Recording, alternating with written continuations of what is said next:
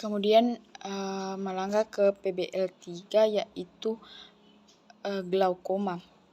Adapun skenarionya yaitu TR, seorang wanita Afrika Amerika bermata coklat berusia 52 tahun datang ke klinik untuk pemeriksaan mata rutin. Pengukuran tonometri menunjukkan TiO 36 mmHg di kedua mata.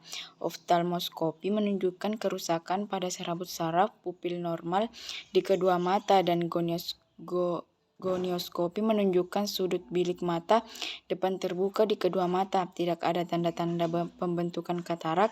TR memiliki riwayat keluarga glaukoma. Saat ini TR juga sedang menjalani pengobatan hipertensi dan asma. Obat-obatan yang sedang dikonsumsi TR adalah lisinopril, furosemid, dan albuterol. TR didiagnosa dengan glaukoma sudut terbuka primer dan dokter meresepkan timolol untuk TR. Melangkah ke step yang pertama yaitu klarifikasi istilah asing. Yang pertama yaitu glaukoma. Glaukoma adalah penyakit yang ditandai dengan kerusakan saraf di dasar mata yang berhubungan dengan hilangnya bidang visual di mata. Peningkatan tekanan mata merupakan faktor risiko utama. Dikutip dari Jurnal Ilmiah Kesehatan tahun 2020.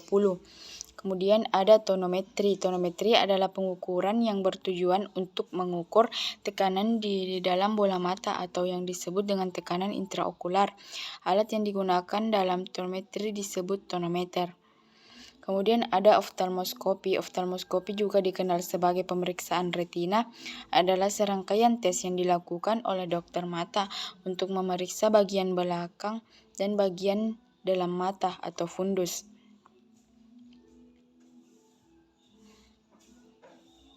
Kemudian melangkah ke step 2 yaitu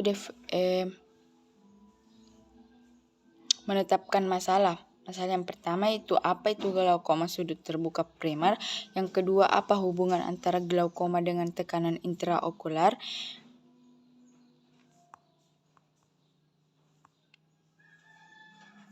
Kemudian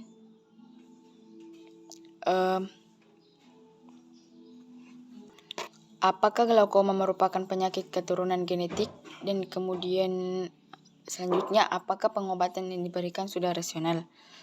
Selanjutnya melangkah ke step 3 yaitu brainstorming.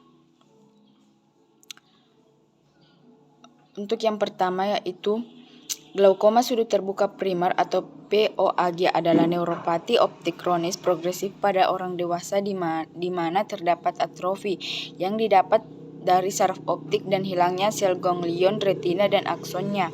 Kondisi ini dikaitkan dengan sudut bilik mata depan yang terbuka dengan gonioskopi. Kemudian yang kedua yaitu hubungan antara glaukoma dan tekanan intraokular adalah bahwa tekanan intraokular tinggi adalah salah satu faktor risiko utama. Ada atau tidak adanya peningkatan TiO tidak mengubah definisi glaukoma. Telah dikemukakan bahwa hipertensi merupakan faktor risiko dan dapat menyebabkan peningkatan tekanan intraokular melalui produksi yang berlebihan atau gangguan aliran keluar aqueous humor, dan diketahui pasien juga memiliki riwayat hipertensi. Kemudian yang ketiga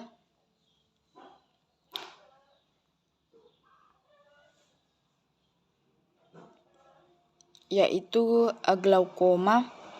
Glaukoma bisa turun-temurun dan tidak menular. Menurut etiologinya, glaukoma dibagi menjadi glaukoma primer sekunder. Glaukoma primer bila penyebabnya tidak diketahui, kedua mata disertai pengaruh faktor dan dipengaruhi juga oleh faktor genetik. Sedangkan glaukoma sekunder bila penyebabnya diketahui seperti penggunaan obat tetes steroid jangka panjang dan umumnya hanya satu mata yang terkena.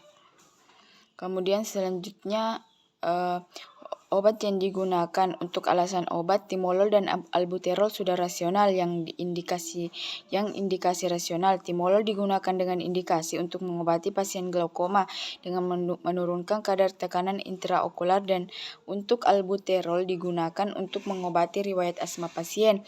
Untuk obat lisinopril dan furosemid, tidak rasional karena kedua obat ini memiliki indikasi yang sama, yaitu mengobati hipertensi pada pasien, sehingga terjadi duplikasi, yaitu adanya dua jenis obat dengan indikasi yang sama. Kemudian melangkah ke step 4, yaitu menganalisis masalah.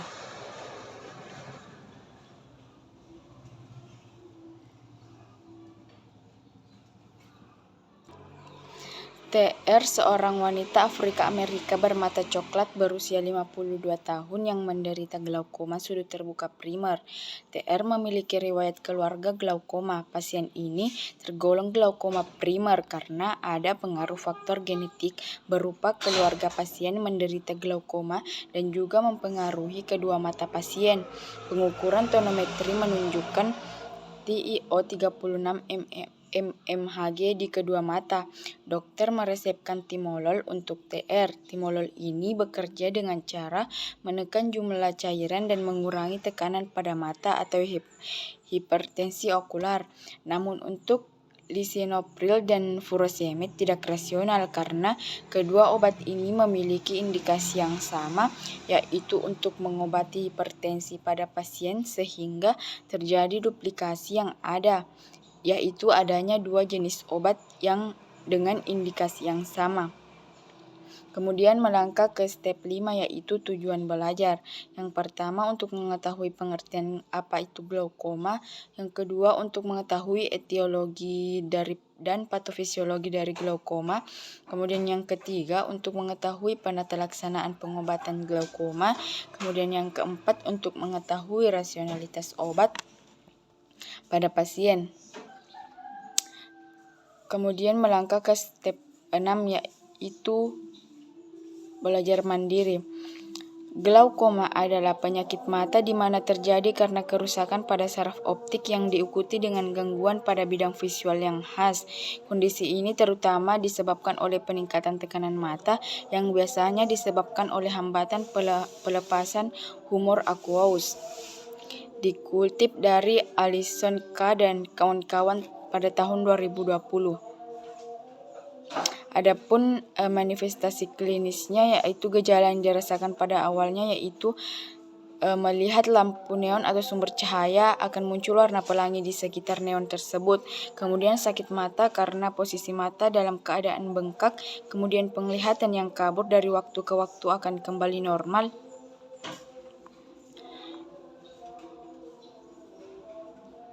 Dan adapun etiologinya yaitu karena tekanan mata yang tinggi. Faktor lainnya adalah usia di atas 40 tahun, memiliki anggota keluarga yang menderita glaukoma, mengenakan kacamata plus atau minus yang tebal.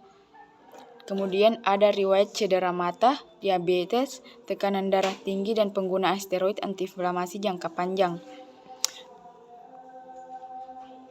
Kemudian melangkah ke step 7, yaitu pelaporan.